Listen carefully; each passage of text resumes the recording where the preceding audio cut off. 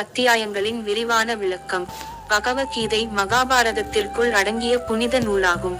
இது கிருஷ்ணர் அர்ஜுனனுக்கு குருக்ஷேத்திர போர் தொடங்கும் முன் வழங்கிய உபதேசமாகும். இதன் மூலம் வாழ்க்கையின் தர்மம், கர்மம், பக்தி, ஞானம் ஆகியவற்றின் முக்கியத்துவம் விளக்கப்படுகிறது. 1. அர்ஜுன விஷாத யோகம். அர்ஜுனனின் துக்கம்.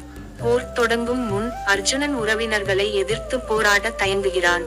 அவன் தன் மனத்திடலை வெளிப்படுத்தி யுத்தத்திலிருந்து விலக விரும்புகிறான். அவன் தர்ம மற்றும் அதிகாரத்தில் குழப்பமடைந்து தனது வாதங்களை கிருஷ்ணரிடம் முன்வைக்கிறான். 2. சாங்கிய யோகம், ஞான யோகம். கிருஷ்ணர் அர்ஜுனனுக்கு ஆத்மா, உயிர் நித்தியமானது, நிலையானது என்றும் உடல் மட்டும் அழியக்கூடியது என்றும் விளக்குகிறார். உடல் ஒரு ஆடையைப் போல் மாற்றப்படுகிறது, எனவே யுத்தத்தில் தன் கடமையை செய்ய வேண்டும்.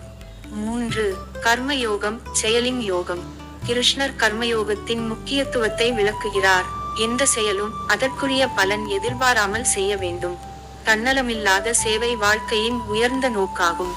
4. ஞான கர்ம சந்நியாச யோகம். ஞானமும் செயல் துறப்பும். ஞானம், அறிவு மற்றும் கர்ம, செயல் இரண்டும் ஒரு சேர இருக்க வேண்டும். அறிமுகமில்லாமல் செய்யும் கர்மம் பந்தத்திற்கே வழிவகுக்கும். ஆனாலும் ஞானத்துடன் செய்யும் கர்மம் ஒருவரை முக்தி நிலைக்கு அழைக்கும். 5. சந்நியாச யோகம், துறவு யோகம். கர்மத்திலிருந்து முழுமையாக விலகுவதற்கு பதிலாக கர்மயோகத்தை கடைபிடிப்பதே சிறந்தது. யார் தங்கள் செயல்களை பற்றுதலின்றி செய்கிறார்களோ அவர்களே உண்மையான துறவி. 6. ஆத்ம சம்யம யோகம், தியான யோகம். தியானத்தின் முக்கியத்துவம், மனக்குவிப்பு மற்றும் யோகியின் பண்புகள் விளக்கப்படுகின்றன. யார் தன்னையே கட்டுப்படுத்தி சமாதியில் நிலைத்திருக்கிறார்களோ அவர்களே உண்மையான யோகிகள். 7. ஞான விஞ்ஞான யோகம், தெய்வீக ஞானம். கிருஷ்ணர் தான் எல்லாவற்றிற்கும் ஆதாரமான பரம பிரம்மம் என்று விளக்குகிறார். பக்தியுடன் ஒருவர் அவனை அடையலாம். 8. அக்ஷர பரம்பிரம்ம யோகம், மகா பரம்பொருள். மரணம் மற்றும் பிறவிக்கு அப்பாற்பட்ட பரம்பொருள் பற்றியும் இறப்பின் போது பகவானை பற்றி நினைக்க வேண்டும் என்றும் விளக்கப்படுகிறது. 9. ராஜ வித்யா ராஜகுய யோகம், உயர்ந்த ஞானம். பக்தியின் முக்கியத்துவம் கூறப்படுகிறது. பகவானுக்கு எளிய உணர்வோடு அர்ப்பணிப்பான பணிவும் இருந்தால் மட்டுமே அவர் பிரபஞ்சத்திற்கும் அடையாளமாக இருப்பதை உணரலாம். 10. விபூதி யோகம், தெய்வீக மகிமைகள். கிருஷ்ணர் தனது தெய்வீக மகிமைகளை அர்ஜுனனுக்கு விளக்குகிறார். பிரபஞ்சத்தில் உள்ள எல்லா மாமியமான விஷயங்களும் அவரிடமிருந்தே தோன்றுகின்றன. 11. விஸ்வரூப தரிசன யோகம், திருவுருவம். அர்ஜுனனுக்கு கிருஷ்ணர் தனது விஸ்வரூபத்தை காட்டுகிறார்.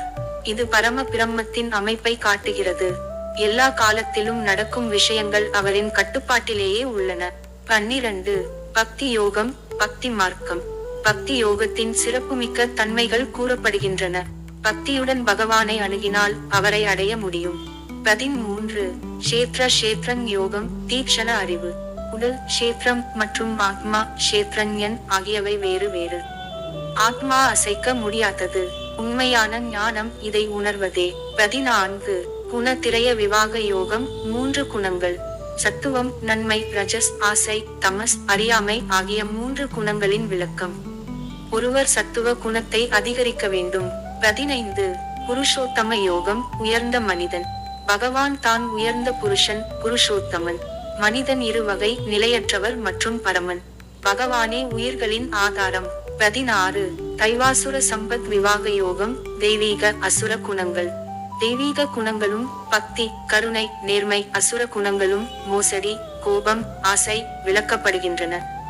தெய்வீக குணங்களை வளர்த்தால் தான் மோட்சம் அடையலாம். 17. ஸ்ரத்தாத்திரய விவாக யோகம், 3 விதமான நம்பிக்கை.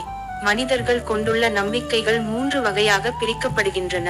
சத்விகம், தெய்வீக, ராஜசம், ஆசைமிகு மற்றும் தாமசம், அறியாமை.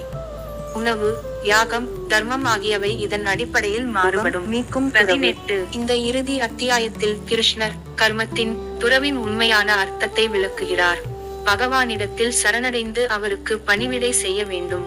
அதுவே உயர் நிலை. முடிவுரை. பகவத்கீதையின் முக்கிய செய்தி கர்மயோகத்தின் மூலம் முக்தியை அடையலாம் என்பதே. பக்தி, ஞானம், துறவு ஆகியவை முறையாக புரிந்து கொண்டால் மனித வாழ்க்கை உயர்ந்த நிலையை அடையும். பிடித்த இருந்தால் சப்ஸ்கிரைப் செய்யும்.